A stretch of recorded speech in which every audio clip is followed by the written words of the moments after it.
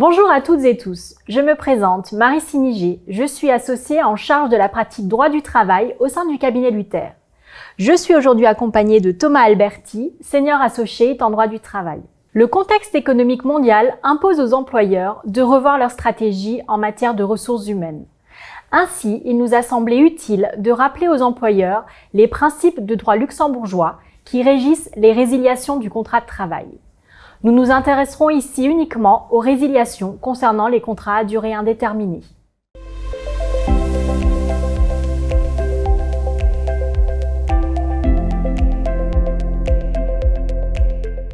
Il n'est pas obligatoire de prévoir une période d'essai dans le contrat de travail, sauf bien entendu si un accord tel qu'une convention collective l'impose. Toutefois, considérant les possibilités pour un employeur de tester les aptitudes du salarié à occuper un poste, et disons-le, le formalisme plus souple pour mettre fin au contrat de travail durant cette période, il est recommandé à tout employeur d'inclure une période d'essai dans le contrat de travail.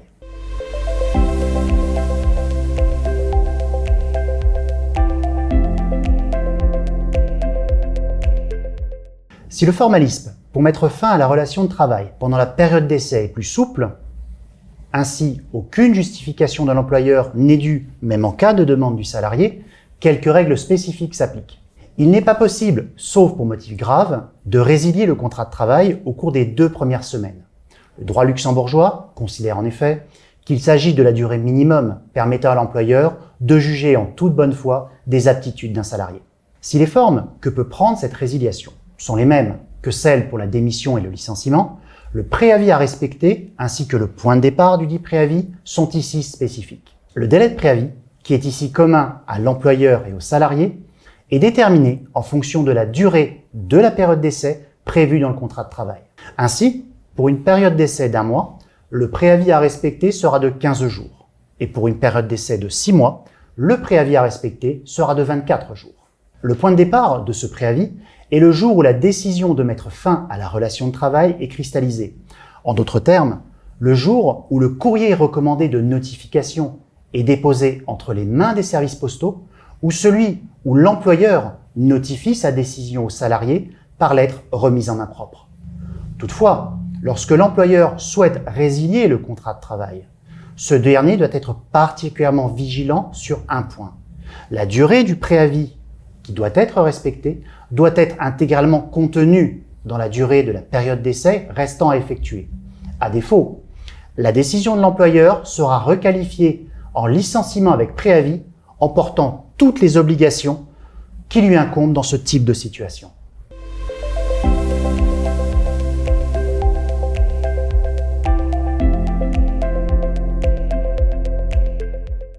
Comme pour le licenciement, le motif grave est celui qui rend immédiatement et irrémédiablement impossible la poursuite de la relation de travail.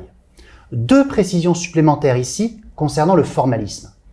Il est possible de procéder à une telle résiliation même pendant les 2 premières semaines de la période d'essai. Toutefois, il est ici recommandé à l'employeur d'être extrêmement précis quant aux motifs graves qui fondent sa décision.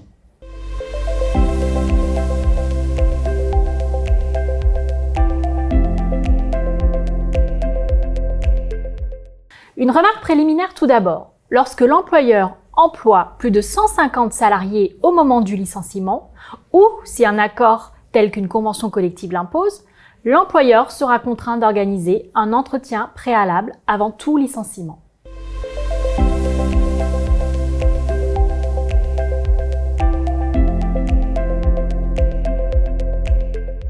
L'employeur qui peut se prévaloir d'une ou de plusieurs fautes graves, suffisamment documentées à l'encontre d'un salarié, peut prendre la décision de licencier avec effet immédiat. Ce type de licenciement, qui se fonde sur un ou plusieurs motifs graves et qui a des conséquences importantes pour le salarié concerné, puisque le départ est immédiat et qu'il ne pourra prétendre à aucune allocation chômage, est par conséquent strictement encadré par le Code du travail. Il doit ainsi respecter un formalisme particulier. Le ou les motifs graves doivent être invoqués par l'employeur à l'encontre du salarié dans le mois où ils ont été réalisés ou portés à la connaissance de l'employeur. La lettre de licenciement, notifiée au salarié par courrier recommandé ou remise en main propre, doit impérativement contenir l'ensemble des éléments relatifs aux motifs graves reprochés au salarié. L'employeur négligent n'aura plus après coup l'occasion de compléter ces motifs. Le salarié concerné peut également faire l'objet d'une mise à pied conservatoire jusqu'à la notification du licenciement. La jurisprudence récente a considéré comme étant suffisamment grave pour permettre une telle résiliation à l'employeur des faits comme des commentaires injurieux, y compris sur les réseaux sociaux, une activité concurrentielle menée par des salariés, des faits de vol ou alors des comportements inappropriés.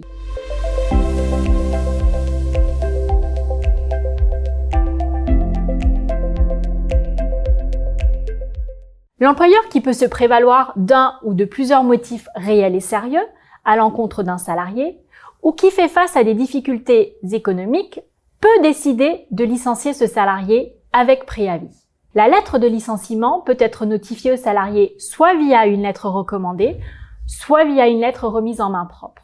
Le point de départ du préavis va dépendre de la date de la remise de la lettre de licenciement. Si celle-ci est remise au salarié au plus tard le 14e jour du mois, le préavis débutera le 15e jour du mois.